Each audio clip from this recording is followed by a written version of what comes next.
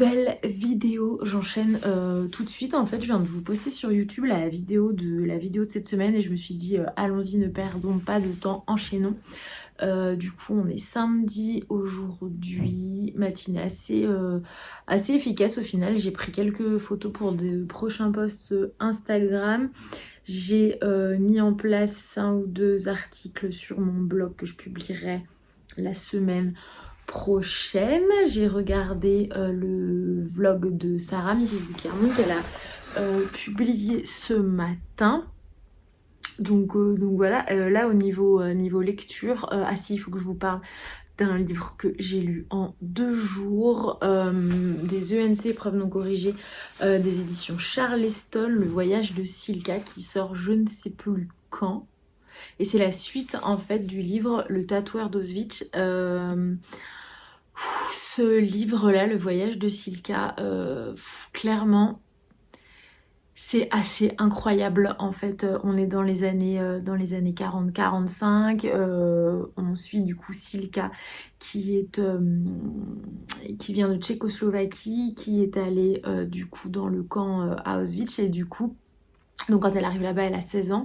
Le camp est du coup, de ce qu'on comprend et de ce que je me souviens de mes cours d'histoire, est démantelé puisque les Russes en fait viennent du coup libérer certains prisonniers là-bas. Et en fait, comme Silka a du coup, était amante de soldats SS et surtout d'un soldat SS, amante contre sa volonté bien sûr, hein. Elle a été violée, elle s'est un petit peu forcée à avoir cette relation avec le soldat SS pendant 3 ans pour tout simplement survivre en fait et éviter d'être envoyée à la chambre à gaz. Et du coup, quand les Russes la libèrent, ils mènent un peu l'enquête et en fait, ils décrètent que c'est une espionne allemande puisqu'elle a été violée par des Allemands. Donc voilà, être violée veut dire collaborer pour les Russes à cette époque, a priori. Et du coup, elle est envoyée dans un goulag en Sibérie, il me semble. Et du coup, c'est l'histoire un petit peu de ces 15 ans de travaux forcés qu'elle vit là-bas. Donc du coup, elle arrive dans un baraquement avec plusieurs femmes. C'est un peu la guéguerre entre elles. Et du coup, voilà, je vais pas vous raconter toute l'histoire, mais en tout cas, on est face vraiment à une jeune femme extrêmement courageuse, d'autant plus courageuse que à la fin, il y a des notes de l'auteur, des notes historiques, puisque Silka a réellement existé et l'histoire a été rapportée à l'auteur par un proche en fait de Silka. Du coup, je trouve que le roman prend une ampleur assez folle et j'ai été tellement absorbée en fait par cette histoire, éprouvée aussi parce que forcément on peut pas s'empêcher de se projeter et de se dire que c'était pas il y a si longtemps que ça et qu'elles ont vécu, hommes comme femmes d'ailleurs, mais femmes encore pire puisqu'elles c'était vraiment du bétail et qu'elles étaient forcées bien entendu à avoir des relations sexuelles avec ou certains prisonniers ou certains membres de l'administration du goulag. Et par chance en fait, par chance, oui, si on peut dire que par rapport à d'autres prisonnières, par chance, en fait, Silka, du coup, elle a ce courage qui fait qu'elle se démonte pas et qu'elle arrive à prouver et sa force et son intelligence et à gravir, entre guillemets, Ah oui, alors, petite parenthèse. J'ai une amie, peut-être qu'elle regardera cette vidéo, qui s'est moquée de moi. Puisqu'elle me dit, il y a un truc que tu dis, mais tu le dis pas bien. Et c'est vrai. En fait, entre guillemets, je dis entre guillemets. Et elle me dit, mais on dit entre guillemets. Et c'est vrai, ça s'écrit avec 2 L. Mais je ne sais pas pourquoi je dis entre guillemets. Voilà. Bon, bref, c'est une petite aparté. Entre guillemets. Je sais plus ce que je disais. Je sais plus ce que je disais du coup, avec cet aparté. Bref, tout ça pour vous dire que du coup, elle arrive à gravir les échelons. C'était peut-être ça, le entre guillemets. Et elle arrive à prouver sa force et son intelligence et à intégrer en fait le service hospitalier du camp. Donc elle est toujours dans son baraquement, mais tous les jours, plutôt que d'aller travailler à la mine, elle va travailler en tant qu'infirmière dans l'hôpital. Et bien entendu, il y a toute cette histoire autour de ces femmes dans son baraquement, des histoires d'amitié qui se lient, des décès, des naissances, des viols. Enfin voilà, on passe un peu par tout le quotidien de Silka, ce que j'ai vraiment apprécié dans la construction de ce roman, c'est qu'en fait on sent vraiment la longueur de ces 15 années en 300 et quelques pages, puisque vraiment l'auteur insiste sur les changements de saison. On a les fleurs qui poussent, le soleil qui ne se couche jamais, puis de nouveau le pavé dans le baraquement qui est gelé puisque l'hiver s'annonce, du coup on ne sort plus du baraquement, du coup on a froid, du coup il faut qu'on alimente le poêle un peu plus en charbon, etc. Donc il y a, j'ai beaucoup aimé ce rythme du coup de vie dans ce baraquement, dans ce camp, au travers les saisons qui passent. Et vraiment on sent que ouais, c'est long quoi. On sent que vraiment la peine de Silka est très longue. 15 ans, c'est extrêmement long. Enfin bref, je vous en reparlerai au moment de sa sortie, mais vraiment ce livre est incroyable. Dans ma chronique là, Charleston, je l'ai noté 5 sur 5 parce que vraiment, alors j'ai pas lu le précédent, et d'ailleurs on peut lire Le Voyage de Silka sans avoir lu Le Tatoueur d'Auschwitz, mais ouais, a priori, enfin, le premier est incroyable. Je crois que c'est Eline, mes livres de poche, qui l'a lu. On avait fait une chronique assez élogieuse. Bon, du coup, malheureusement, j'avais pas le temps de lire le premier avant de lire Le Voyage de Silka. Mais Le Voyage de Silka, incroyable en fait. Après, on en parlait avec certaines lectrices Charleston. Et du coup, elle disait qu'elles avaient fait quelques recherches et a priori, il y a quelques libertés prises par l'auteur sur l'histoire de Silka et des situations qui manquent a priori un peu de réalisme. Moi, ça m'a pas forcément gênée puisqu'on n'est pas sur une biographie, on n'est pas sur un... Alors on est sur un roman historique, mais c'est un roman. Donc l'auteur vraiment s'est inspiré de faits réels, mais forcément derrière, il y met un peu de son invention, de son imagination et de sa propre liberté d'auteur. Donc ça ne m'a pas gênée. Et ça n'empêche que je trouve que vraiment il dépeint plutôt bien l'auteur les difficultés rencontrées par ces femmes, et je trouve qu'il y a un certain réalisme assez fort, assez prenant, qui vraiment prend aux tripes. Donc voilà, j'ai lu ce livre en 2 jours, je l'ai totalement expédié, je n'arrivais pas à le lâcher, ce qui fait que j'ai voulu rédiger ma chronique hier, j'ai simplement enregistré ma note, j'ai été incapable de rédiger la chronique. Je pense que je vais le faire aujourd'hui, de toute façon il faut que je le fasse. Il faut que je lise aussi le 3e chapitre d'un lieu à soi de Virginia Woolf dans le cadre du challenge L'Empoche classique organisé par Sarah du compte Mrs. Bouquier-Monde. Et je pense que je vais enchaîner avec d'autres ENC, Le Parfum de l'exil aujourd'hui, que j'aimerais bien lire dans le week-end. Et il faut que je finisse aussi Bluebird. Un bon programme lecture en perspective et voilà pour le programme. Je vous reprends plus tard du coup. Je vous prends comme ça sur le vif, je rentre de balade, je suis allée à la boîte aux lettres et il y a un colis. Je n'ai aucune idée de ce que c'est. Je pense aux éditions Charleston. J'ai l'impression d'être...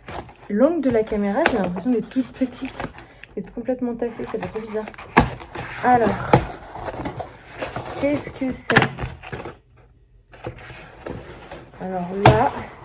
Oh, trop bien déjà! Non mais ils sont super rapides.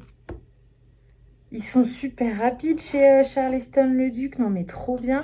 Alors pour la petite histoire, les éditions Charleston, du coup, ont proposé aux lectrices Charleston de recevoir quelques parutions en avant-première des éditions Le Duc, puisque le groupe c'est édition Le Duc, et dans les éditions Le Duc, il y a Charleston, etc. etc.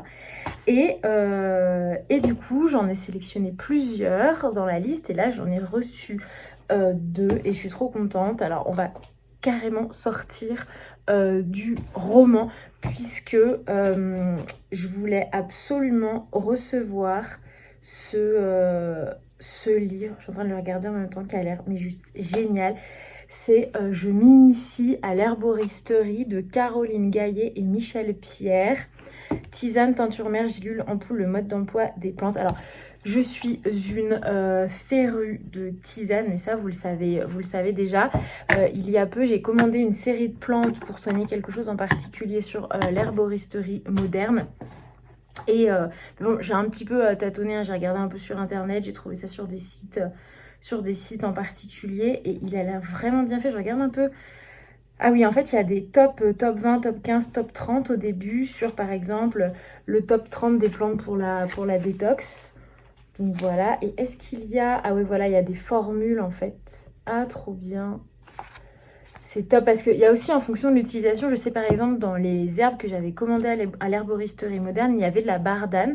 Et la bardane, typiquement, il faut la faire infuser plus de 10 minutes alors que les autres plantes de mon mélange, il fallait les faire, fallait les faire mince, les faire diffuser. C'est pas du tout ce que je cherche comme mot.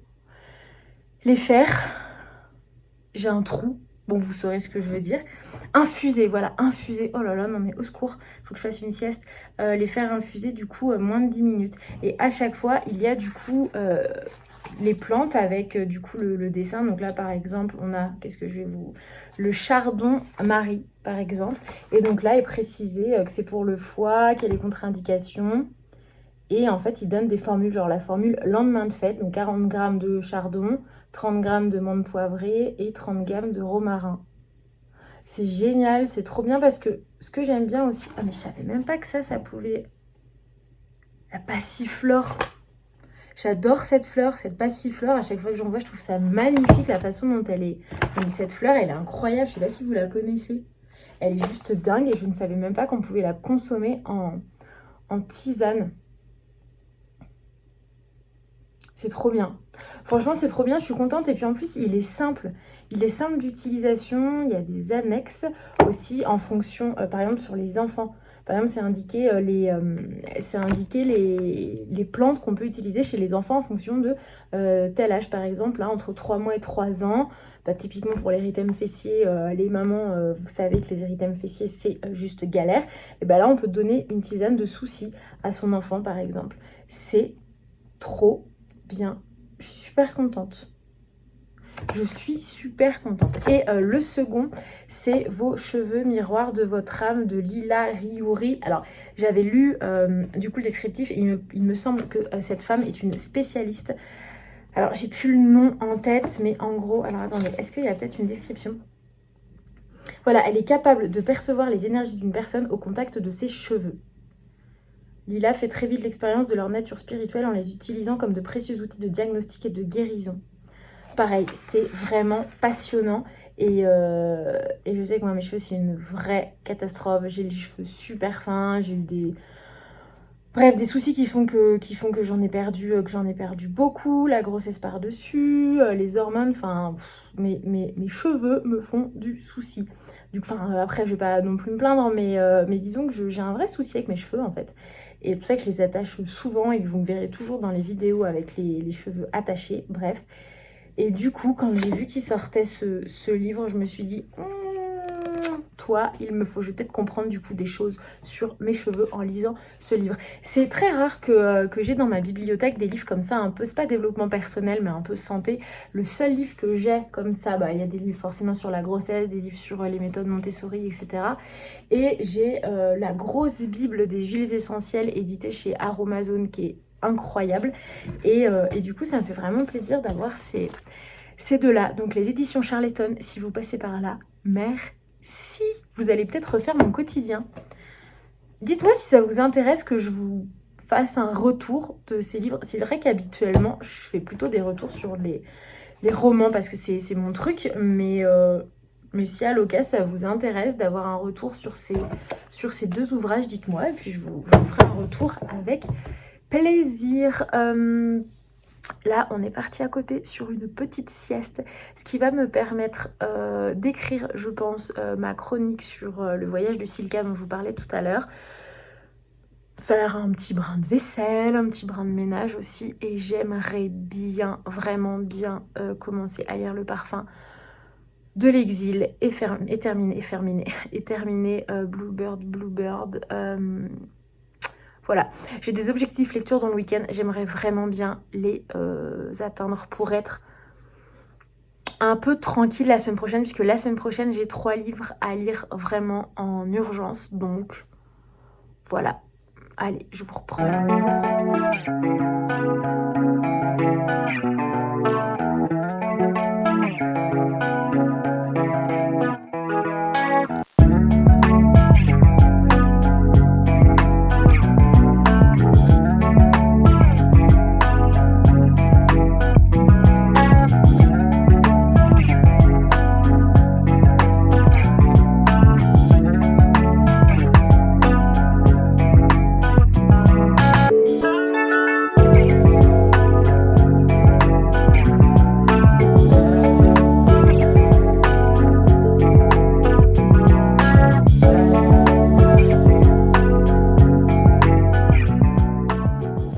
Aujourd'hui, dimanche, je vous reprends avec ma lecture en cours, Le parfum de l'exil de Ondine Callia, ENC de chez Charleston, qui paraît le 14 avril.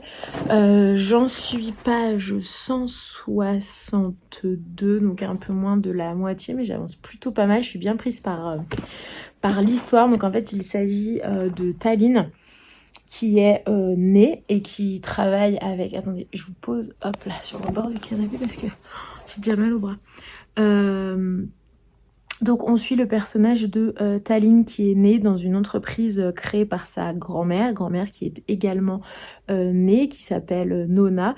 Et au début du roman, en fait, Nona décède et du coup Tallinn perd, en même temps que sa grand-mère, perd vraiment sa mère de cœur, puisque Nona a élevé Tallinn comme sa propre fille et lui a transmis tout ce qu'elle sait dans le monde du parfum. Donc Tallinn est complètement dévastée.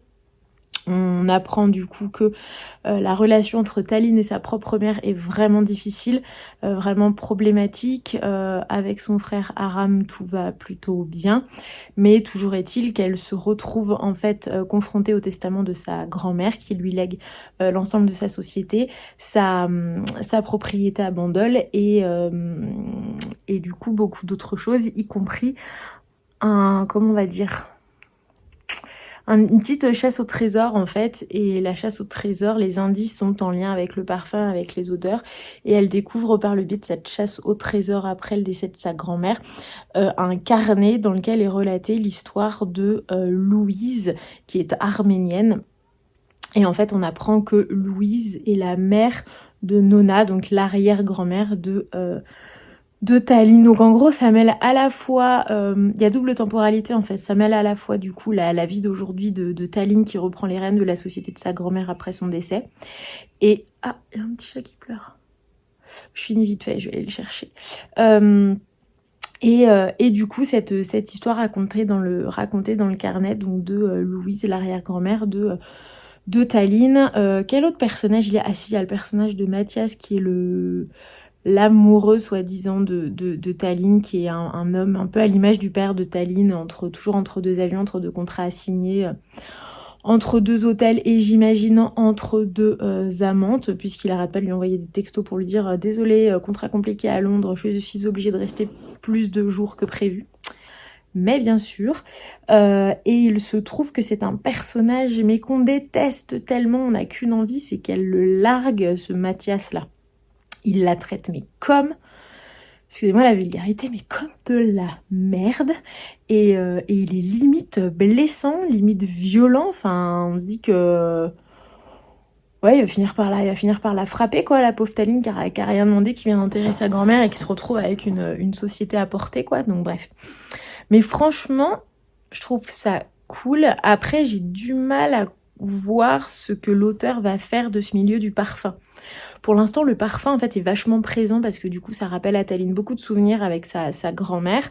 Elle joue à un jeu, le jeu des odeurs, je crois, où en gros, quand elle est stressée, qu'elle a besoin de se calmer, elle imagine des odeurs qu'elle essaye d'associer dans sa tête, etc. et ça la détend.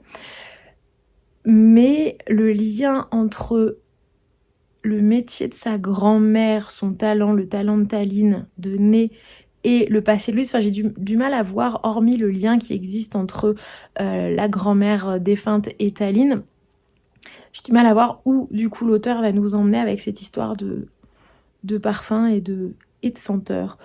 Donc voilà, je vais continuer la lecture tranquille et je pense que je vais le finir ce soir.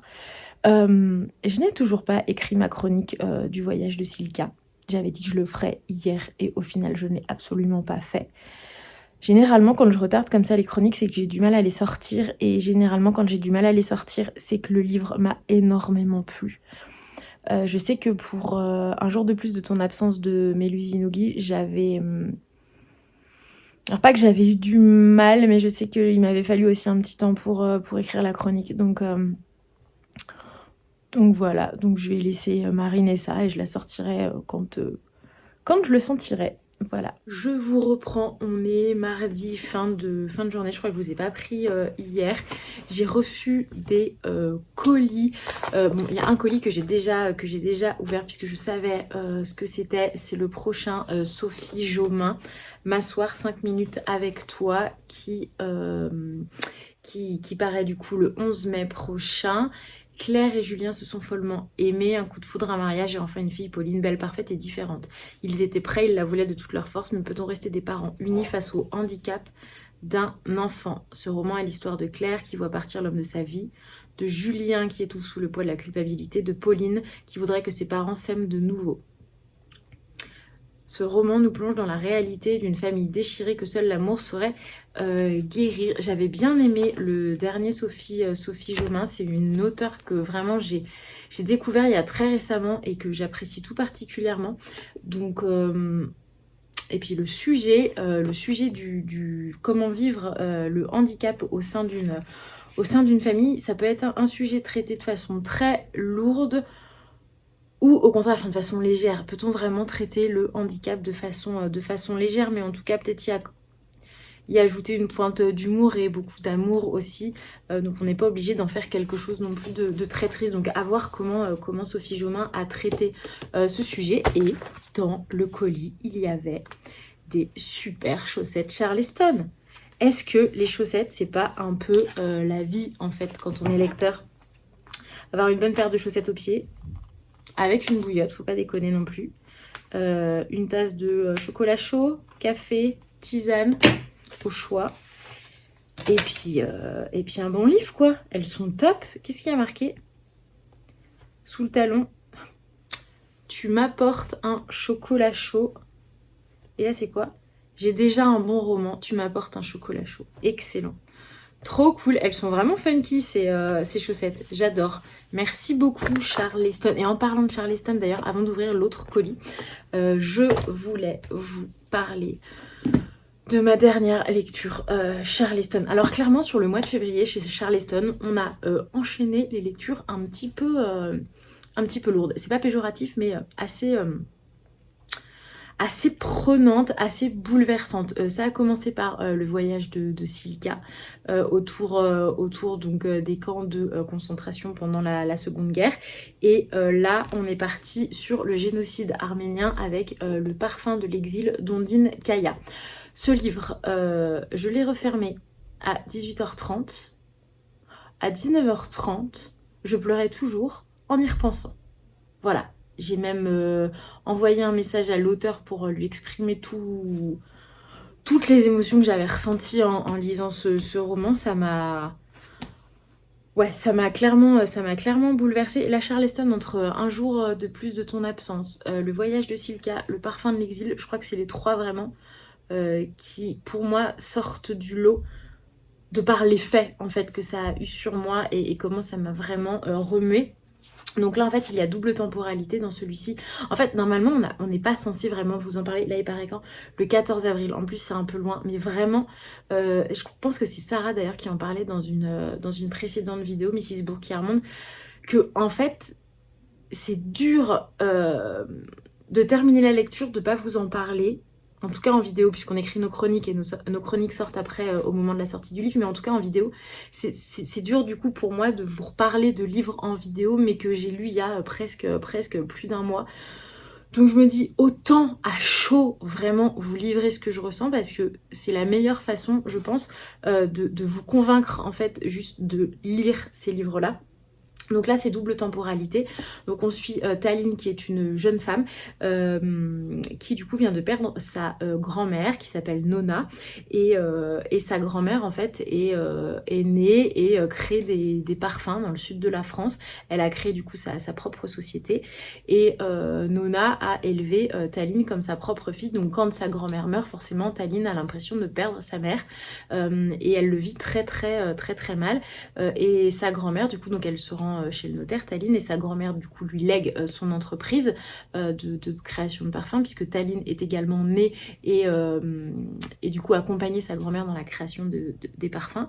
Donc sa grand-mère lui lègue la société de création de parfums et lui lègue aussi un espèce de jeu de piste où elle va découvrir trois carnets qui en fait racontent l'histoire de Louise, l'arrière-grand-mère du coup de Taline, qui a vécu au moment du génocide arménien.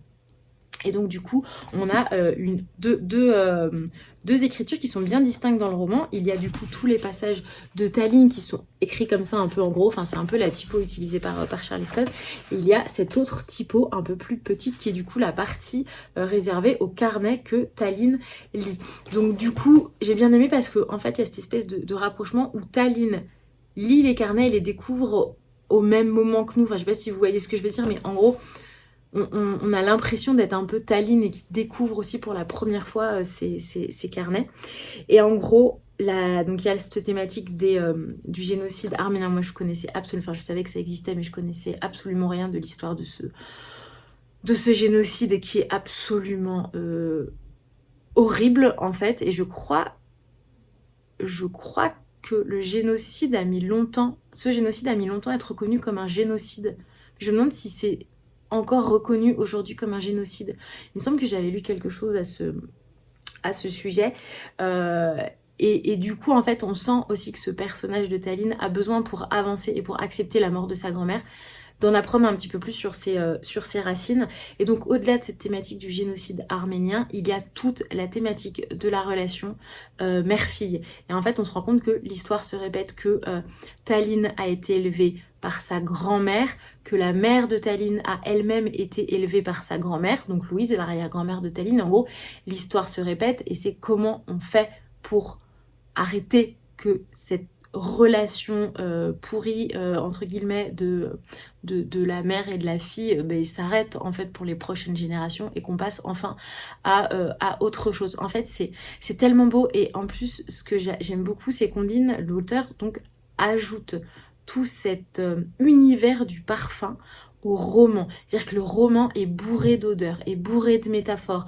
Chaque sens en fait est maintenu en éveil, et notamment l'odorat. Et j'ai trouvé ça tout simplement magnifique en fait. La façon dont on dépeint l'horreur à travers ce sens olfactif en fait. J'ai trouvé ça mais bourré de poésie, magnifique, bien écrit, bien raconté, bien romancé. Enfin, ce livre, ben voilà, Le parfum de l'exil. Hein. Alors désolé, il ne sort que le 14 avril. Clairement, je vous mets l'eau à la bouche, mais il va falloir encore un petit peu patienter. Mais vraiment, et alors en fait, quand on écrit nos chroniques, quand on remplit notre fiche, on a généralement la couverture qui apparaît, et on doit dire si on est plutôt ok avec la couverture choisie, si on a des remarques particulières à ce sujet et tout. Et là, j'avais trop hâte d'ouvrir la fiche qu'on a à remplir pour voir la couverture qu'ils avaient choisie. Et elle n'est pas disponible. Donc j'ai vraiment hâte aussi de voir la couverture qui va être choisie pour ce livre. Mais magnifique. Alors il faut aussi préciser que Ondine Kaya n'a pas écrit ça. Enfin, c'est pas venu de nulle part, puisqu'elle est d'origine arménienne et libanaise. Elle a déjà publié cette roman. Et donc du coup forcément en fait j'ai vu sur son compte Instagram qu'elle s'était inspirée de lettres de ses ancêtres, de ses parents, grands-parents, arrière-grands-parents pour écrire ce roman. Donc en plus ça sort vraiment de sa propre histoire qui j'imagine est beaucoup est vraiment romancée. Mais voilà, enfin l'histoire de Taline, de Nona, cette grand-mère qu'elle découvre après son décès réellement, et de ce rapport mère-fille et de ce génocide arménien. Magnifique, enfin vraiment c'est un super beau roman qu'il faut absolument lire. J'en profite pour vous dire quand même, aujourd'hui on est mardi, aujourd'hui donc est sorti Un jour de plus de ton absence de Mélusine Huguet. Je vais attendre un peu avant de poster ma chronique, parce que c'est vrai qu'on est beaucoup à l'avoir découverte en avant-première.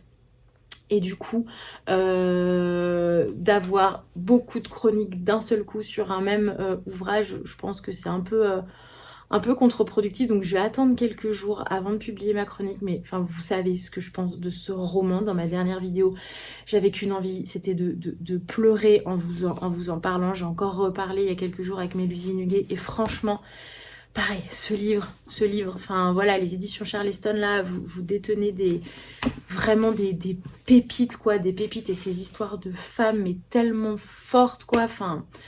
Bref, et mon mec m'a demandé hier, est-ce que tu crois que je devrais lire Le Parfum de l'exil? Parce qu'il a vu mon état, et je lui ai dit, oui, oui, lis-le.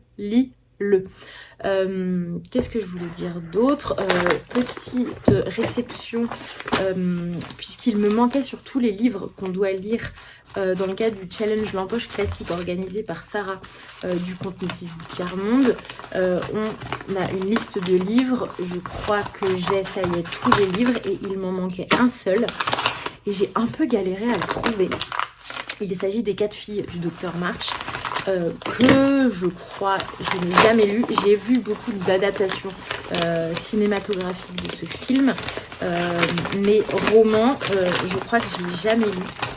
Et alors, figurez-vous que pour trouver une édition des 4 filles du Docteur March, mais c'est galère en fait. C'est vraiment galère parce qu'il y a beaucoup d'éditions rayon jeunesse. Et en fait, je cherchais vraiment une édition version adulte, quoi, avec une mise en page, enfin, et le texte dans son intégralité, et en fait, les éditions Gallmeister ont édité Les 4 filles du Docteur March de Louisa May Alcott, avec dans une nouvelle traduction. Il est un peu épais, je suis surprise de l'épaisseur. Il fait combien ? Il fait 633 pages. Il y a un truc, je sais pas si ça vous fait ça. Alors, je sais pas si c'est parce que c'est un classique que c'est édité de cette façon. Mais les marges sont super étroites. En fait, le texte monte super haut. Sur les côtés, ça va. Mais il monte super haut et il descend super bas, le texte. C'est assez surprenant. Enfin voilà, du coup, plus de 500 pages, on va bien s'amuser. J'ai hâte de découvrir ce classique en fait que je ne connais pas. C'est un peu le but d'ailleurs de ce challenge. Et j'ai commencé hier soir une petite pépite. Je me suis un peu laissée surprendre. Alors là, c'est l'ENC. J'essaierai de vous glisser la couverture quelque part par là. Le livre est sorti le 21 janvier. Il s'appelle Affamé de Raven Leilani, édité au Cherche-Midi. Ce livre, je l'ai commencé hier soir. Je n'arrivais tout simplement pas à le lâcher. Il fait combien de pages? On est sur 300 pages. J'en suis à plus de la moitié. Je le dévore. Est-ce que je vous dis de quoi il s'agit? Parce que c'est difficile, en fait, c'est le genre de livre, quand on en dit trop, on balance un peu tout, en fait. En fait, rapidement, il s'agit de l'histoire, du coup, d'une jeune femme qui a une vingtaine d'années, qui est, on va dire, est-ce qu'on peut la qualifier de nymphomane? Je dirais que oui, en fait. Et j'adore parce qu'il y a un descriptif. Elle bosse dans une boîte d'édition. Elle se décrit comme étant un personnage un peu effacé, en fait, auquel personne ne prête vraiment attention. Et en fait, on comprend qu'elle a clairement un souci, qu'en fait, elle est sexuellement affamée. On le comprend quand il y a une page où elle décrit tous ses collègues masculins, et elle décrit un peu, genre elle dit Kevin du service compta sur la photocopieuse tous les mardis matins, Mike dans son bureau, blablabla, et en fait elle décrit tous ses rencarts sexuels avec tous ses collègues de boulot. Et d'ailleurs, à un moment, elle se fait virer de son job parce que les gens se plaignent en fait de son attitude un peu perverse, et qu'a priori il y a des photos et des vidéos qui ont tourné. Enfin bref. Et du coup, elle rencontre en fait sur un site internet un peu Minitel Rose, elle rencontre en fait Eric, qui est un homme marié, qui est en couple, mais le couple en fait est un peu libertin, disons, enfin sa femme non, mais lui, du coup, peut faire ce qu'il veut de son côté. Après, avec sa femme, du coup, qui s'appelle Rebecca. Ils ont fixé 2-3 règles, etc. Et sauf qu'en fait, il y a une règle qui va être enfreinte, à savoir que le personnage du roman... Mais en fait, je dis le personnage du roman parce que j'ai honte, j'ai oublié son prénom. Et je me demande si, à un moment, son prénom est évoqué. Et j'ai pas le résumé là parce que c'est une ENC. Attendez, faut que je regarde. Bougez pas, je vais vite fait regarder sur internet parce que j'ai honte quand même. Mais est-ce qu'à un moment on connaît son prénom? Mais c'est une question que je me pose vraiment en fait. J'ai pas l'impression, sinon je me souviendrai de son prénom quand même. Attendez, bougez pas, je regarde. Elle s'appelle donc Eddie et elle est d'ailleurs afro-américaine. Et du coup, elle va enfreindre, Eddie, une des règles fixées par le couple, à savoir qu'elle ne doit jamais rentrer dans le cadre familial d'Eric. Et or, à un moment, elle va glisser dans le cadre familial. Elle vit... En fait, ce roman, il est déroutant, il est dérangeant, et en même temps, il est drôle parce que justement, l'auteur nous balance du vocabulaire, des tournures de phrases qui sont dérangeantes, mais en fait, c'est même pas vulgaire. Je sais pas comment vous dire, il y a un espèce de juste milieu entre l'humour, la vulgarité, mais c'est pas une vulgarité crue, en fait. C'est une vulgarité plutôt... comment je dirais, une vulgarité soutenue. Est-ce qu'on peut dire ça? Genre le langage familier, langage soutenu. Là, c'est une vulgarité un peu soutenue et qui clairement soutient le propos du roman. Enfin, c'est pas une vulgarité gratuite. C'est une vulgarité qui vraiment sert le propos du roman. Et en fait, il y a une espèce d'oralité aussi dans l'écriture de l'auteur, donc de Raven Leilani. Il y a une espèce d'oralité. Du coup, on a l'impression de parler avec une pote, en fait. On a l'impression d'être autour d'un cocktail à base de vodka, par exemple. Mais je suis sûre que vous avez tous ce genre de potes, en fait, que vous aimez laisser parler parce que tout ce qu'elle raconte, avec un débit de folie, est juste passionnant. Et là, c'est la même chose, en fait. On a l'impression que c'est ce personnage, Eddie, c'est notre pote, et elle déblatère un peu toutes ces histoires comme ça, et il se passe tout le temps plein de trucs, plein de rebondissements. Elle vit dans un appartement. Alors, oui, c'est aussi... alors, c'est une petite précision, et je pense que ça va avoir son importance dans la suite du roman. Elle est dotée d'un talent artistique, en fait, et du coup, elle vit dans un appartement en coloc, mais un appartement, mais délabré, enfin, c'est-à-dire que il y a la description de cet appartement, mais je n'y mets pas les pieds. C'est-à-dire qu'il y a des rats, il y a des cafards, il y a des puces, il y a plein de trucs qui traînent partout. Il y a une part de pizza qui traîne sur les toilettes. Il y a, genre une boîte de thon ouverte depuis 15 ans qui traîne sur la table de la cuisine. Enfin, elle dort à même le sol. Enfin, c'est vraiment... je sais pas, j'imagine des trous dans le plancher et des espèces de lambeaux de tapisserie jaunie là qui tombent un peu de partout, enfin bref. Et pour autant, cette nana, elle a une espèce de résilience en fait aussi, genre mais en fait, fuck, si j'ai envie de coucher avec tous mes collègues de boulot, de vivre dans un taudis et d'aller rencontrer la femme et de rentrer secrètement dans la maison de l'amant que j'ai rencontré, l'amant qui en plus est libertin, et il y a une fille adoptée qui est black, enfin... Ouais, espèce de... et alors en fait? Et alors ça dérange qui? Donc vraiment, mais... il est amusant, il est déroutant et en même temps il fait réfléchir. Enfin, je passe vraiment un super bon moment avec Affamé de Raven Leilani. Et voilà, je vous remets la couverture par ici.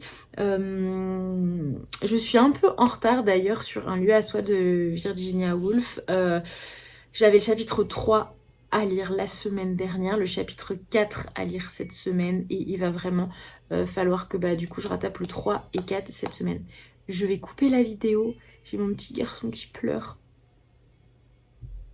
Je l'ai couché il y a pas longtemps, mais je crois qu'il a dû faire un petit cauchemar. Mais bon, j'avais terminé, donc écoutez, que des bonnes lectures pour le moment.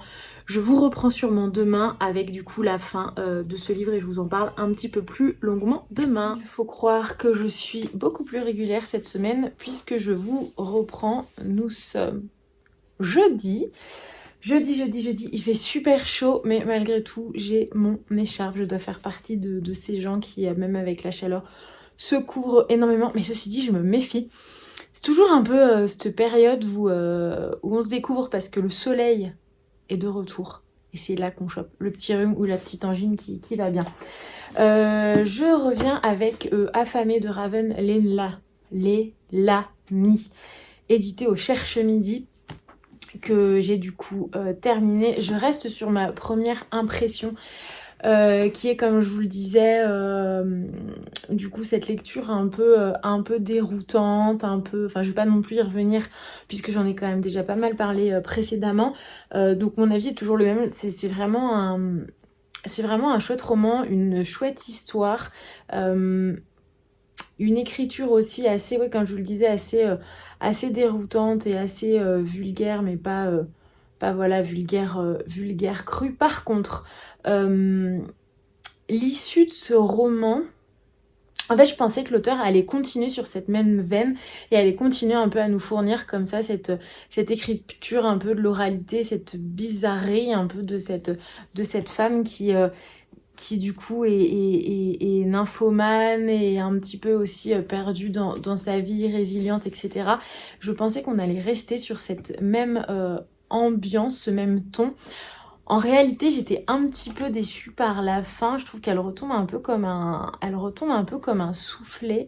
Après, c'était très intéressant la progression entre du coup ce personnage féminin qui du coup a un amant libertin qui s'appelle Eric, qui a une femme et une fille adoptée. Du coup, Eddie finit, donc le personnage féminin finit par... Enfin, je vais pas vous raconter, mais en gros, l'auteur s'attache vraiment au début à cette relation entre Eddie et Eric, et après ça va glisser sur la relation entre Eddie et la femme en fait d'Eric, et la relation entre leur fille aussi et Eddie.